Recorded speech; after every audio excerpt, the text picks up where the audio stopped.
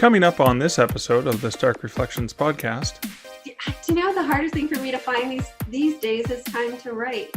And I have fallen in love with the marketing and the teaching and the business and the writing. Like I told you, I was not always a writer. And so I don't consider myself I'm not like a fantastic writer. I just had an idea that really resonated with people. Welcome to the Stark Reflections on Writing and Publishing podcast. There has never been a better time for writers. More information, options, and opportunities are available to you, but navigating these requires insight. Join Mark Leslie Lefebvre as he draws upon more than a quarter century of experience as a writer, a bookseller, and a trusted book industry consultant to explore and reflect on the writing and publishing landscape to help you make informed choices on your writer journey.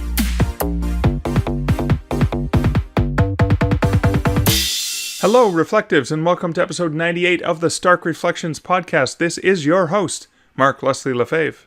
In this episode, I interview Laurie Wright, who is a best-selling children's author on a mission to empower people one book at a time.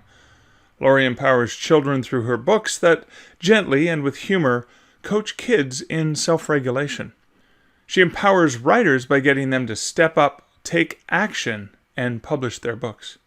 Now, I had the pleasure of speaking with Laurie about her books and her work with writers, and that's coming up in the main segment of the show. But first, here's a little bit about this episode's sponsor, Findaway Voices. At Novelist Inc. last week, Findaway Voices surprised all author guests with a really awesome swag bag filled with goodies. First, there was a bright red t-shirt that read, "I want more," printed on it. Also, a sleep mask with "more sleep" on it. An aluminum water bottle with "more drink" printed on it. A box of mints with "more networking," and some great info about the company and the more that they offer. The Findaway Voices reps at the conference were wearing matching bright red t-shirts that had "more" in giant letters printed on them. So, I want more and more. Sure, it's a brilliant marketing campaign, but it's a great reminder of how Findaway gives authors more. More distribution, the broadest retail and library distribution network available. More options and more control, choices as to where authors want to distribute to. More royalties, a higher percentage for retailers like Apple when compared to using ACX. More promotions, partnering with BookBub, Findaway Voices powers Chirp, the first major audiobook promotion platform. More freedom. For Findaway, you can opt into a royalty sharing option with a narrator and not be locked into 7 years of exclusivity with a single retailer. Findaway Voices offers all this and more. And you can learn about how you can get more over at starkreflections.ca/findaway. Now, in terms of a personal update, I just got back from Novelists Inc. in St. Pete, Florida, where I had an amazing time. Went to a number of sessions, spent a lot of time in hallway conversations or front lobby conversations with so many wonderful authors. Had great conversations on the beach at the Tiki Hut. I know, it's hard. It's really, really hard work, but absolutely overwhelming, intelligent and insightful and forward-thinking conversations with so many people. Some fantastic presentations from so many people, too many to mention. Also, in terms of the fun we had, is Draft Digital and Findaway Voices hosted the karaoke party on the Saturday night, and Dan and Kevin and I from Draft Digital sang "Bang on the Drum" from Todd Rundgren, but we changed the words to "Bang on the Keys," for writers. That was kind of a fun thing to do. The first time I'd actually done a song with Kevin and Dan at the same time. Dan and I had always, and maintained the tradition, but we always do, "If I Had $1 Million" by the Bare Naked Ladies, but Dan, Kevin, and I had never sung together. So that was really fun. I don't want to work. I want to bang on the keys all day. I don't want to play. I just want to bang on the keys all day. Ever since I was a tiny boy, I don't want no candy. Another highlight from that night was singing the song "Summer Nights" from Grease. on stage with a small group of guys and gals, like doing obviously the Danny and Sandy parts. And it was my first time singing on stage with Damon from BookFunnel, as opposed to the singing I do with Damon when we're on panels together or just hanging out, because music and lyrics just keep shooting out of our mouths. We can't help it.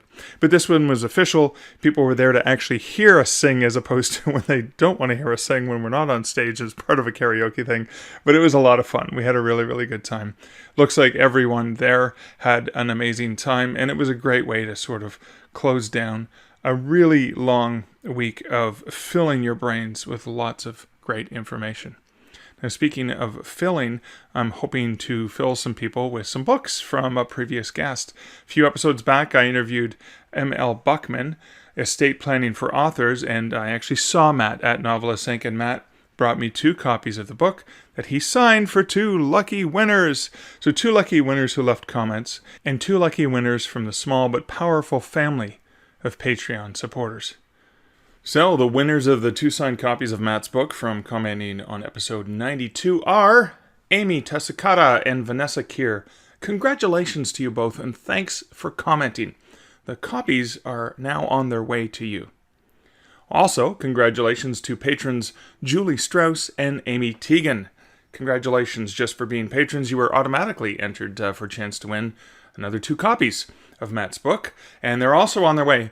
Of course, I learned that Julie already bought a copy of Matt's book in paperback, so instead, Julie, I'm going to be sending you a different little envelope with a surprise print book treat that I hope you enjoy. In future, there'll be more book giveaways, usually a random draw just for commenting on the show. I'll announce those as they come up, and all patrons are automatically entered into those draws, with an extra book or 2 being made available to them. These prizes are my way to say thank you to commenters for their active participation, and to also say thanks to the patrons of the show who support it just for a few dollars a month over at patreon.com/starkreflections. But that's enough introductory matter from me. Let's get right on to the interview with Laurie. Hey, Laurie, thanks so much for joining me today. Hi, Mark. Thanks for having me. I'm pretty excited to chat with you about, and there's so many things to talk about, but I guess I should start at the beginning, because you are a writer first, I believe. Well, apart from being a parent first, but a writer first. Where did that spark for writing come from?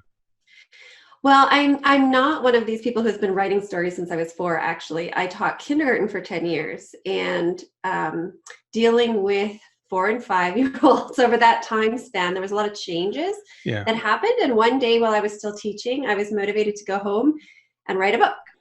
But that was 2008-ish. Okay. Well, I'm curious, what was that motivation? Was it a question that a child asked? Was it a moment when you were reading a story? And what was that? I don't remember the one particular instance, but it was over time, the amount of learned helplessness I was seeing more and more in the children. And there was, one little girl in particular, I had to physically block her mother in kindergarten from helping her tie her shoes. It probably wasn't even tied shoes. It was probably Velcro shoes. But it was a mom who was so in a hurry always. She did everything for her daughter. To the point where we'd had conferences, and you really ought to let her try to do these things. She's like, and then one day, I found myself physically blocking her and thought, this can't be right. Like, there's got to be a better way. Anyway, it was that kind of behavior. Really? And Wow. in so many instances, things like my pencil is broken, right? And that's what was happening with these 4 and 5-year-olds. It's not that they couldn't solve their problems. It was they didn't know the steps to take to attempt to solve problems. And we're talking like a broken pencil problem, or a shoe problem, or zippers, or an issue in the block center. So that was the motivation. And I guess one day it just got to me, and maybe the idea sprang. I don't know, but I went home and wrote it down in my Word document, Word 97. Which it's funny because it feels like, my partner Liz is a K-6 principal, and she experiences that to this day with, not kindergarten children, but, kids in grade 6 whose parents believe that they're actually helping, but they're actually, now I'd like to say maybe they're not allowing the child to be empowered. Yep. to solve their own problems, to experience frustration. Yep. And it reminds me of something I saw you say in a talk. Boredom is a good thing. And maybe actually bumping up against a problem and actually being able to deal with it. Is that where some of that came from then? Absolutely. And at a young age, so really simple problems so that they experience multiple tries, for putting on your pants, for putting on your socks, that kind of stuff. They start them early so that when they're a late teenager, they don't have a complete meltdown when they're not successful on the first try, right? Which is happening. And of course, yeah. And then that's it. So yeah, you betcha. And, I still talk to teachers, and I always hope that when I say that phrase, learned helplessness, I'll be like, I'll see the heads going, no, we don't have that anymore. And instead I get a lot of deep sighs, a lot of head nods. And then I always pause and think, shoot. Well, I saw it. I worked at a university bookstore between 2006 and 2011. And I saw that a lot with 19 and 20-year-olds who this is their first time. And the helicopter parents were actually there helping them buy their textbooks. And I refused to talk to the parents. Not that I refused to. They're wonderful people. Yeah. But the parent would ask the question, and then I would address my answer to the child. Because I'm like, when you go home after Labor Day weekend, Junior needs to know this. And so I'm telling Junior, you can listen. But I'm telling Junior because Junior needs to be equipped with this. And Junior needs to know if he has any questions about these, he can come back here and talk to us. Yeah. Right? Because they were so helpful throughout the child's life that they so you're starting them early. Thank you for all people who work at universities. Trying. So how did your books fit into that world? What problem did your books solve when you were putting them together? So I use one phrase per book. So the first book that I wrote that day was I Can Handle It.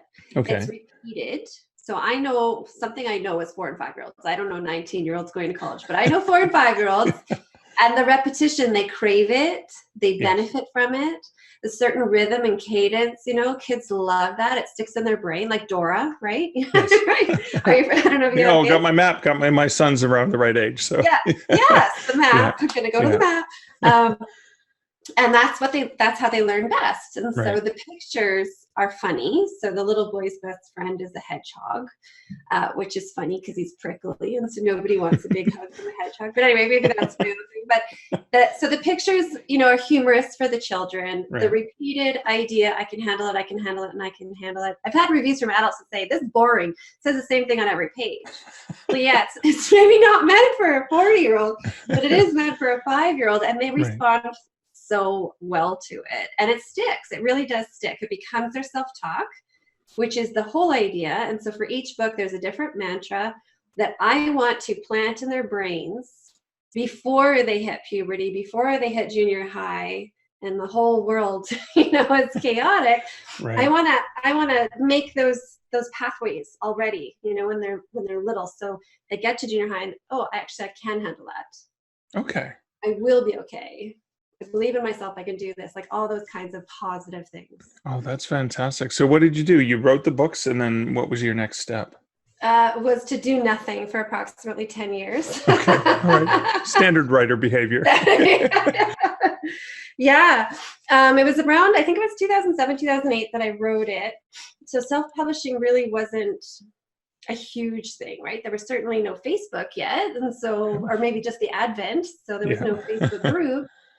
So I think I did a quick Google search. How do I get published?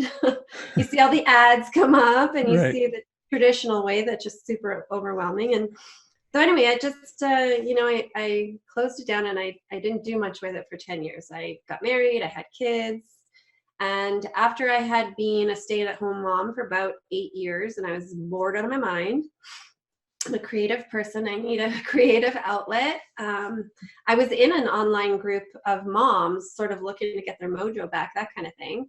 And, I said, hey, I actually wrote a book, crazy enough, 10 years ago.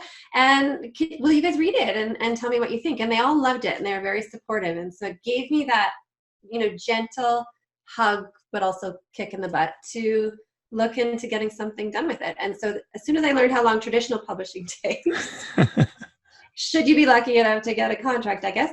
I went whole hog for self-publishing and just learned everything I could and got her done. And because it was a picture book, did you, and it was early days, or at least digital, we're still early days of digital publishing. Did you go for the print version first? Yes, absolutely. I was never going to do an e-version. I like them more now with my kids, but at the time 3 years ago, no, we did not read books on an iPad or whatnot. Right. And so I didn't even do it for close 6 to 8 months, I think, after I had done the print version. And then Brian Meeks convinced me to go with an ebook as well. Well, you could only run ads at the time on an ebook. Oh, I see. So you created the ebook to create discoverability, which that's a smart way to get there. And I mean, from my own experience in the industry, picture books for children are still by far the printout sells ebooks only, because even my son, when he was that age, and I worked at Kobo, and I had awesome tablets Kobo tablets that would be wonderful picture books, and he had access to anything he wanted. He gravitated to the print books anyways. So, so you did create ebooks, and I love that you created them for ads. Yeah, it took me a while. And, after watching all these successful writers for adults, running ads, selling books, it was something that I just had to try. And there wasn't so many children's books as ebooks 3 years ago. Lots, well, they're all probably now, or almost all. But it worked. It was great. Well, that's fantastic. So obviously you wrote a book, you sat on it for a bit. How many books do you now have, now that you've started and gotten this going? I have 11 published in English, and I've been picked up by 7 foreign publishers. So they're not all produced yet, but... So wait a second, you self-published the English version, and then you got a foreign publisher to buy the rights to like French, Italian, like what languages? Okay, let me see if I can do this. That's okay. We won't be tested on this. I can never remember. I know there's 7. There's 2 Chinese versions. Okay. For old Chinese, they call it a new Chinese. Right. Korean. Okay. Romanian, but it's not produced yet. Okay. Icelandic just came out. Wow. And Vietnamese, but it's not produced yet. Wow. And you're picking 7. But so what I'm thinking about is, I mean, the Asian market, a huge population as well. So people are going to ask, and I have to ask for my listeners, is how did you figure that out where to sell to? I did almost nothing. I was really lucky. I had an agent contact me. And so you have that moment of, this is a scam. This is spam. Yeah. Like a foreign rights agent. Yeah, a foreign rights agent contacted me. So I took to Facebook, like, is this real? Is this not real? And she was fairly new at the time. Okay. And I just took a chance. So of course I had a lawyer look over all the paperwork and talk to some more experienced people than I was. But in the end, even though you can access foreign markets and publishers on your own, like, I did not have the time. Yeah. So in the end, going with the agent was the best bet for me, and she hustled for me. So. Well, and that's the other thing too, is the agent has a network of people. They're probably at Frankfurt, right, where they can meet with publishers from around the world in one place in 4 or 5 days. And that's what they do. And obviously it was a very smart agent who was scouting and looking for stuff that was working, but how can I sell this to other languages? I mean, that's, in my mind, this is I'm not sure who the agent is or if you're allowed to share who it is, but this in my mind is evidence of an agent who's forward thinking, right? Because they're willing to look at the stuff that's succeeding out of the self-publishing arena and say, what can I do to work with this author so we can all make money on this product together collaboratively? Yeah. It's obviously been a good experience for you then.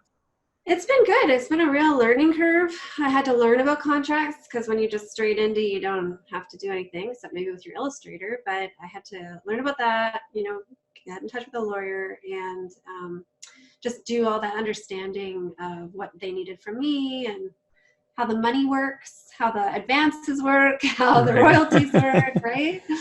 So Cool. And was it print and ebook rights for the foreign markets? Yeah. Yep. So they're releasing them, so they would be available in both formats as well globally. Yeah. Yeah.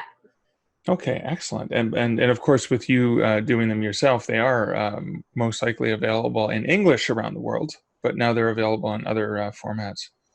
That's fantastic.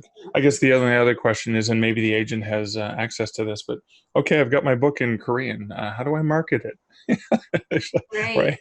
I know. Yeah. I don't, and I haven't seen them on Amazon. I don't even actually know. Like I had somebody snap me some pictures from China, and he said, "Look whose book I saw on this, book stand outside this market." Oh, in a physical book stand. That's amazing. I love that. Okay. Yeah, in China. So I have friends all over the world snapping me pictures. So I don't pay much attention to how they do it. Right. But obviously they have their methods. And the publisher, one would imagine the publisher who's invested in this book is invested in marketing you. That's why they bought the rights or licensed them or however. Yeah. That's fantastic. I think there are a lot of physical bookstores. The Korean publishers sent me some promo that they did. They created a book and they made pop-ups. Okay. So as an indie, I don't have a pop-up book. No, that, I'm not going to go down that Ingram road. Lightning Source doesn't allow the ability to create a pop-up print-on-demand book. Right, but they did, and it was the coolest thing ever. So you must have copies of each of copies of these books on the brag shelf in your home. Yes. Okay, yes, exactly. That's fantastic. Well, congratulations. I mean, to have this. And again, a lot of self-publishing stories are, hey, I wrote a romance and I sold 5 billion copies. Oh, I wrote a thriller. It's not as common to find a children's book author who's done well in that market, but then also to have exploited their rights in other languages. So congratulations. That is phenomenal. Thank you. I want to come back to your concept of the importance of wild kids and releasing the wildness in your kids. I mean, your creativity and the heart of your creativity seems to be very much focused on allowing kids to be creative, because what happens to us often is the creativity gets beaten out of us as we age. We believe we're maturing, but we may be subduing that spirit. I mean, how does that worked into your whole persona? Just I just became really interested in mental health for children as a whole. And the more research I did, and when I saw the issues and I think it's a crisis, with our teens especially, it's just so heartbreaking, really, what's happened.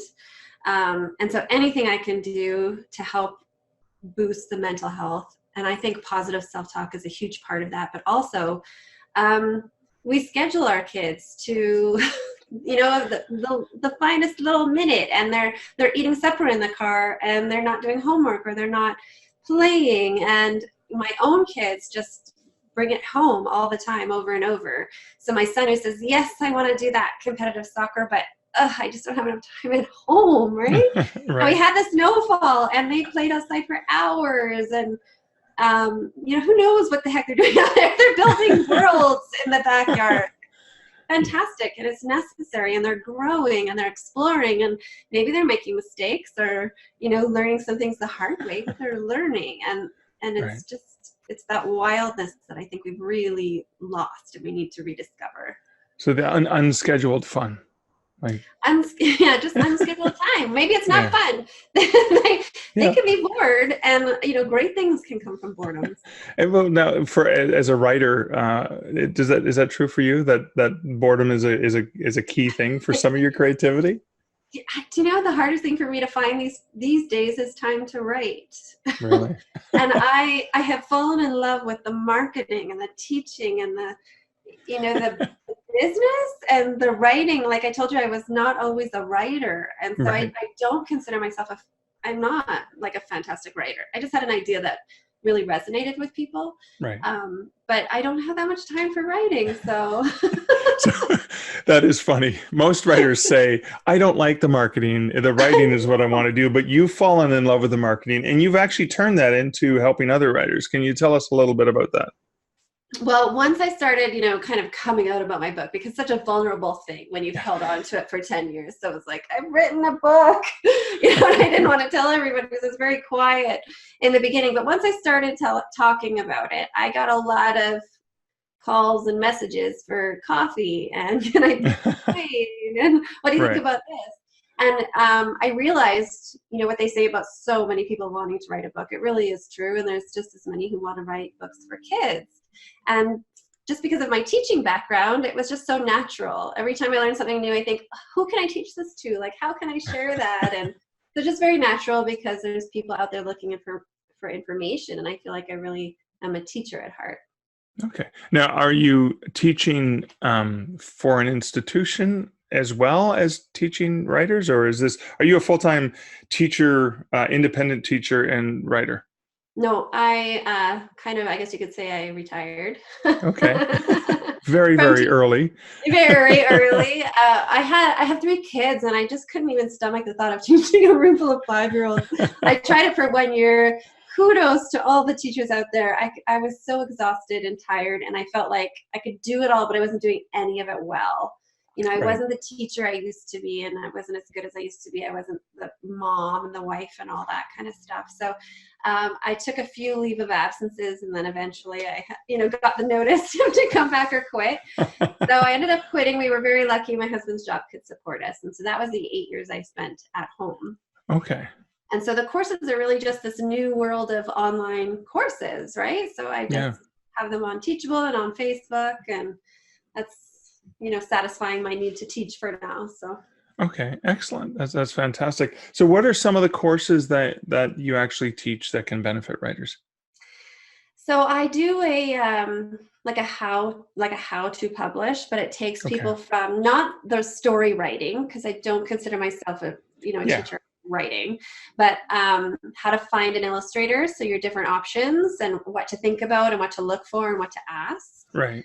And then I feel like people really like short and easy. There's a lot to be said for not 100-hour course. So I have one that's how to publish a profitable picture book, but it's a 30-day plan. Okay. So here's what you can do each day that should be half an hour or less, but the time that it takes you to get your illustrations will add to that. So you won't be published in 30 days because illustrations can take a few months, but it's something to do for a little bit every day. I actually have a free course that I quickly made, and it's just using the ABSR to determine if your idea will be likely to sell. So it's called Sucky or Stupendous. A lot of people, I did this like a webinar, I'll tell you if your idea is any good. Well, so many people wanted feedback on that. I thought, I'm just going to make a course that I don't have to talk to people every day, because they just want that validation. And I think that all ideas, could be profitable, and it just depends on how you do it and what illustrations you come up with and all that, how you market it. And you also have, speaking of free content available for writers, is you have a podcast as well. I do. Yes. Whole new world, that podcast. Yeah. How, what is the podcast about, and how's the process gone for you? It's called The Writer's Way, and it's spelled properly. When I first started, I did my last name The Writer's Way, and then I felt like people don't know what I'm trying to get across there. A little too clever. But my idea was really just celebrate people who have been there and done that and gone through the process. So I've interviewed a lot of fairly newly published authors. Yeah. We talk about what they've learned, what advice they have, blips along the way, how they found their illustrators, because that's still a huge topic, is where to find an illustrator and how much should it cost, those kinds of questions. So I've talked to a lot of people about that, and then I've started expanding a little bit more, sort of like almost lessons, like here's how to find an illustrator, and I have a podcast episode about that. And then I had one case study over this summer with it was actually a dad from my son's soccer team who found out what I did and was really interested. And so I said, well, come on the podcast and you'll be my case study and I'll help you and walk you through. But he's kind of fallen off a little bit, so I'll have to plug him. But you can remind him that so did you for 8 years, right? Yeah. Right? Yes. I've been there. That's fantastic. And I guess where can people find the podcast? How do they get to that? So I do put the videos on YouTube. So it's Okay. just the Writer's Way podcast. And it's also on all the podcast channels. So All right, cool. Spotify, Stitcher, my website, lauriewriter.com, Apple, I guess, and iTunes and all those. All the places. All So the places. looking back on your career and being a writer, being somebody who inspires and educates other writers, what would you tell the Laurie who had this idea that she created? She came home and wrote it down. What advice would you give her? Go for it. Go for it. The whole thing has been completely life-changing for me. Like when I think about being in the classroom now for 6 hours a day, it's painful. Like I'm so thankful. So I think everybody should go for it, but I don't think you should go in blind. I think you should do what I did, which is find people who have been there and done that, and they have advice to give, and listen to them. And whether that's free Facebook groups or courses, it doesn't matter because there's tons of information, but soak up as much as you can. All right. Well, Laurie, thank you so much for taking the time to share some wisdom and inspiration with me today. Oh, you're so welcome. Thank you for having me. It was great. I was reflecting on what Laurie had to say about the mantras that are important for children in order to understand things about themselves, in order to believe they can do something. And I think about how she's helping children with that, but so often as adults, we forget about those things. We lose those things, and I think about how do we refer to ourselves? We often tell ourselves stories of who we are and how we are and what we are, and sometimes this is based on past experiences or even early experiences, and often experiences that we've already overcome and triumphed over. I do it all the time. I constantly face self-doubt, imposter syndrome, particularly when I'm working on new projects.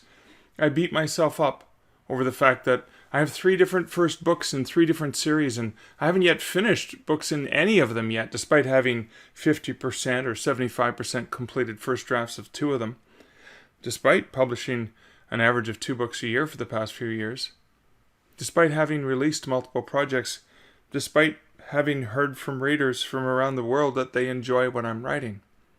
I fill myself with the self-doubt and the negative talk. Often the talk of who I was 20, 30 years ago when I was still an aspiring writer. I often tell writers who call themselves an aspiring writer that you are a writer now. You maybe aspire to be a bestseller, or you aspire to earn an income off that writing, but stop doubting yourself. You're a writer now. You are a writer. Laurie spoke about the mantras and the repetition that are important to children in the I can handle it realm. And that's fantastic. But like I said, as adults, in the same way that we sometimes have lost that free time, that free playtime, we spend so much time focusing on what we didn't get done instead of celebrating the things that we have achieved. We also let a single negative thing, like that one-star review, overshine the dozens of the 4 or 5-star reviews that we have on the same book. If you hold that 1-star review as powerful, you owe it to yourself to also hold those 5-star reviews up high as well. As Harry Bosch, the fictional character that Michael Connelly has created, says as a homicide detective, everybody counts, or nobody counts. So I say to you, all of it matters. The 5-star reviews too, or none of it matters. So let the good things matter too. Let the things that you have accomplished, that you have achieved, count. Don't just count the shortcomings. Don't just count the shortfalls. And cut yourself some slack. I'm not saying don't work hard. I'm just saying to celebrate the hard work that you've already done. Yes, it is important to have goals, and it's important to have tasks to work on, and it's important to continually strive in working towards them. I'm not talking about letting yourself get away with not being productive or not continually moving forward and growing as a writer, but I am talking about cutting yourself some slack. So you planned on getting 500 words written today, but things went south and you only got 50 words written. You might not be at the 500 word goal, but you are 50 words closer. You planned on getting 500 words written, but things went south and you didn't get any words written. But you reflected on that, you set a goal, and ideally, you made a plan for how you're going to get that done, either later today or tomorrow. I remember hearing Joanna Penn share that she had to keep telling herself, I am a writer, I am a creator. It seems like pop psychology, a lesson in positive thinking, but it's so much more than that. We become what we tell ourselves repeatedly that we are. I'm not saying that you should do something like say, I'm Batman, or I am Wonder Woman.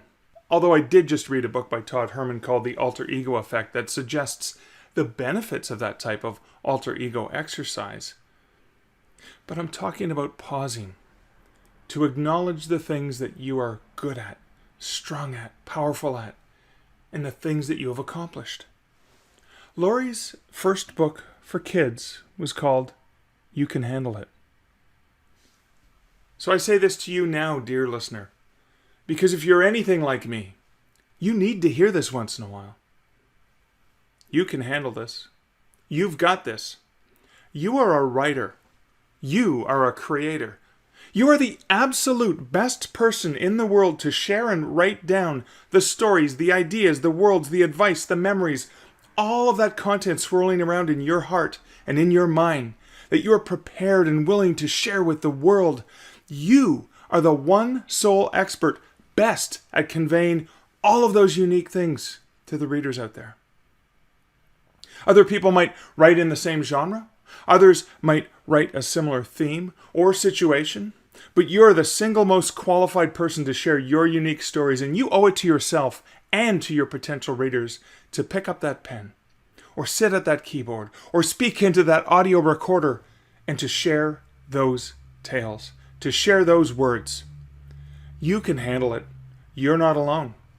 There are hundreds of thousands of others like you and me right at this exact moment who are facing that blank page and will apply themselves to filling it with their unique voice, their unique words. Because you are a writer, you are a storyteller, you are a creator, and you are a reflective spirit. Well, this is Mark Leslie Lefebvre, the Stark Reflections on Writing and Publishing podcast. I hope you enjoyed this fantastic interview with Laurie. If you enjoy this podcast and you think it would benefit a friend, please feel free to share it somewhere or leave a review. Thanks so much for listening. I will catch you again next week in episode 99. So until next week and next episode, this is Mark Leslie Lefebvre wishing you great writing and good Stark Reflections. Thank you for listening to the Stark Reflections podcast. You can find show notes for each episode at starkreflections.ca.